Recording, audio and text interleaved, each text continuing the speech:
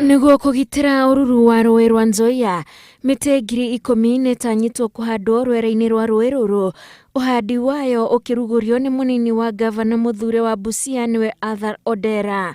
Ũhandi ũyũ ũkĩte thutha wa wanangi wa mĩtĩ gũkũ, ũrĩa ũtũmĩte maĩ merekagĩre nginyagia mĩgũnda-inĩ ya ũrĩmi. Kama serikali hii nataka kuhakikisha kwamba tunaweka sheria ya kusema ukikata mti lazima upande. Ninyi mnaonaje hiyo sheria? Sitakuwa inatusaidia? Nasaidia sisi kwa sababu mimi nakumbuka nikiwa kijana mdogo wa miaka 10, tulikuwa tunakwenda kwa wazee kupanda mti wa maembe tunakula. Hiyo maembe sio sisi tulipanda, wale wengine walitutangulia ndio walipanda.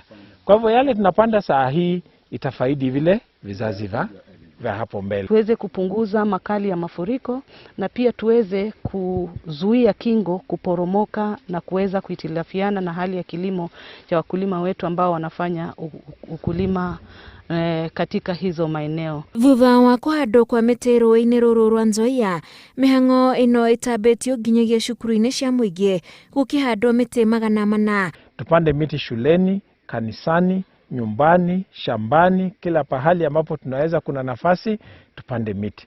Na wanafunzi wakielewa hivyo, manake wao ni wepesi. Kile ambacho tunafaa kufanya ni kuwasaidia kuwapa miche. Kila mara, kila mwaka tutafute miche tuwapatie ili waweze kupanda kila mahali ambapo kuna nafasi ya kupanda. Na tunatumai ya kwamba hii mradi utaendelea ili tuweze kuhifadhi hiyo stretch yote ya mto Nzoia. Ni hatua ambayo tunaanza na tunatumai ya kwamba tutaiendeleza.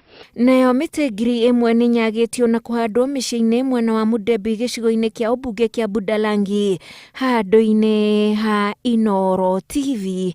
Njĩtagwo Wanjikũ wa Kimani.